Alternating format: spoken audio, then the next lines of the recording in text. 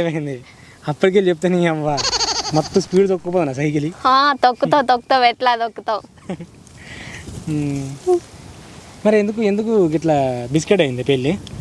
ఇంతకుముందు మా రాజబాబాయ్ వచ్చిండు అయితే చెప్పిండు, పంతుల దగ్గరికి పోతే మా ఇద్దరు జాతకాలు కలవలేదట, మా ఇద్దరు పేర్ల మీద బలం కూడా లేదట, పెళ్లి చేసినా విడిపోతారని చెప్పిల్లట.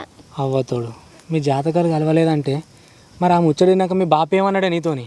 మా బాప ఏమంటాడు, ఎప్పుడు చూసినా మీ ఇద్దరు మంచిగా కలిసి ఉంటారట, మీ పేరు మీద బలాలు ఉన్నాయట, జాతకాలు కలిసినాయి అని చెప్తాడు, కావాలనే భయపెట్టిస్తాడు. కానీ మా బాబాయ్ మాత్రం విడిపోతారటరా మీరు పెళ్లి చేసుకున్నా అనేసి చెప్పిండు.